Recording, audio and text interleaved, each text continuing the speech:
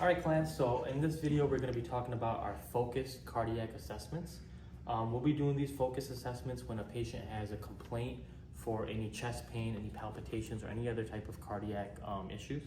So to start off our cardiac assessments, we will always auscultate the heart sounds in all 5 locations.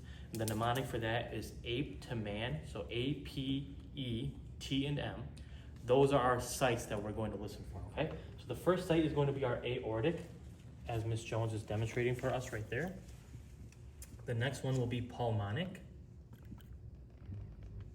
The next one will be Erb's point. The next one will be tricuspid.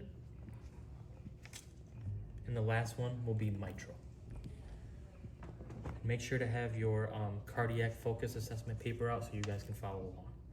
All right, and in these sites, we will be looking for our S1 and S2 sounds. They should be regular in rate and rhythm, and you should not hear any murmurs, rubs, or gallops auscultated. We'll be showing you guys some videos in class that will give you an idea of what these sound like, okay? Next, we're going to do a auscultation of the apical pulse. When we do auscultate our apical pulse, you want to do it for 1 full minute, and this will help us know our heart rate. So Ms. Jones is going to go to our mitral point. That is in between the 5th and 6th intercostal space, and it's at the mid-clavicular line, which will be right there, okay? And now we shouldn't be hearing any thrills. We are going to auscultate for the full minute, and we'll be noting the rate and rhythm during our assessment. Thank you, Ms. Jones. Alrighty, the next thing we're going to do is assessing all of our pulses. So we'll start off with the radial. And we're gonna do this bilaterally. Ms. Jones will only be doing one side, but we will always do this bilaterally to make sure that they are symmetrical, right? Making sure they're the same on both sides. So that is our radial. Ms. Jones, if you can show them our brachial. It'll be like on the inside of the elbow. For our demonstration, our simulation is a little bit off, but it'll normally be on the inside of the elbow. Next, we have our pedal pulses. So we'll go to the lower extremities.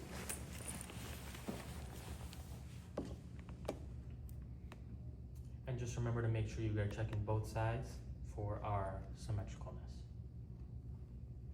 And when you're documenting your pulses, you always want to say, if something is 2+, meaning how strong it is, and you want to make sure you're monitoring the rhythm as well. Is it normal? Is it irregular?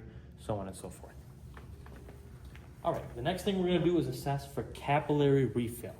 So in this assessment, we're going to squeeze the toes and the fingers, and we're going to look for paleness once we squeeze it, and it should go back to the normal skin color after less than 2 seconds. If you feel any abnormalities with this, you will make sure to document that as well. And you should check each digit of fingers and toenails to make sure that they're all the same. Okay, next we're going to assess for edema.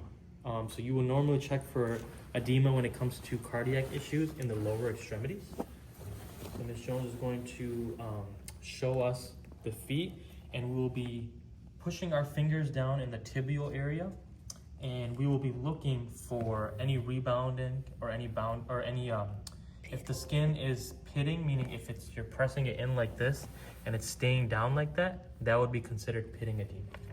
And how long it takes to bounce back is what we're going to count it as. So if it takes 2 seconds to go back to normal, that'll be 2+ pitting edema. Now, if you see edema, but it is not staying down once you press it in, that'll be considered non-pitting edema. And obviously, we do not want to see any edema on a normal cardiac assessment. Okay, next thing we're going to do is assess for jugular vein distension.